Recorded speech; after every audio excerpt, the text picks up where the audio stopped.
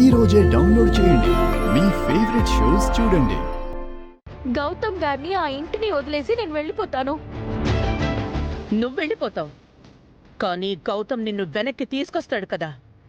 మీరిద్దరూ కలిసి ఆడే నాటకాలు నాకు తెలియదనుకున్నావా? లేదండి, మీ రెండు కుటుంబాల మధ్య జరుగుతున్నవి చూశాక నేను నిజంగానే వెళ్ళిపోవాలనుకున్నాను. కానీ గౌతమ్ గారు నన్ను వెళ్ళనివ్వకుండా నా చేతులు కట్టిపడేశారు. అబద్ధాలు చెప్పుకో. నిజంగా నువ్వు వెళ్ళిపోవాలి అనుకుంటే గౌతమ్ ఆపగలడా? ఆపుతారండి. నా పట్ల ఆయనకున్న బాధ్యత అలాంటిది. మరంతే బాధ్యత నీకు గౌతమ్ మీదుందా, ఆ కుటుంబం మీదుందా? వాళ్ళని ఏం చెయ్యొద్దని అడగడానికి వచ్చావు కదా. వాళ్ళ కోసం నువ్వు ఏమైనా చేయడానికి సిద్ధంగా ఉన్నావా?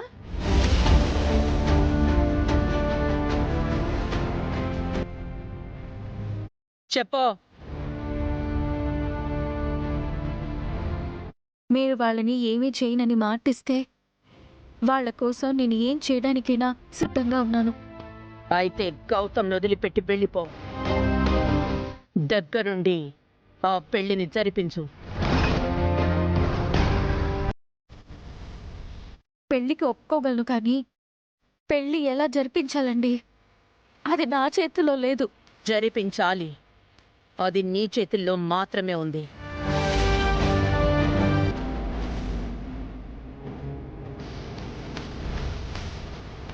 అయినా భార్య ఉండగా ఆ భర్త ఆ భార్యకి చట్ట ప్రకారం విడాకులు ఇవ్వకుండా రెండో పెళ్లి చేసుకోవడం చట్టరీత్యా నేరమని కోర్టు చెప్తోంది.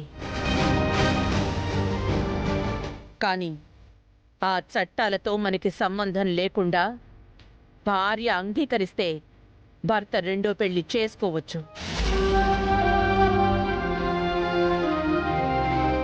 మరి నువ్వు గౌతమ్ రెండో పెళ్లి చేసుకోవడానికి అంగీకరిస్తావా?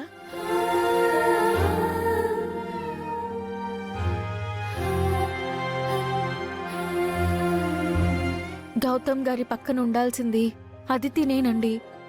ఆ స్థానాన్ని ఇవ్వడానికి నేను అంగీకరిస్తాను.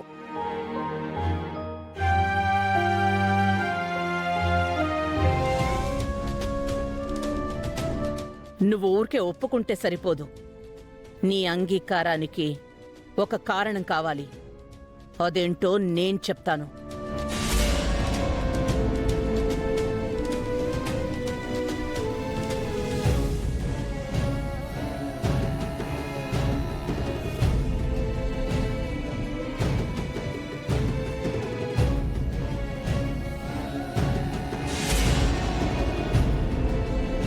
ఒక భార్య తన భర్త రెండో పెళ్లి చేసుకోవడానికి ఎప్పుడు అంగీకరిస్తుందో తెలుసా?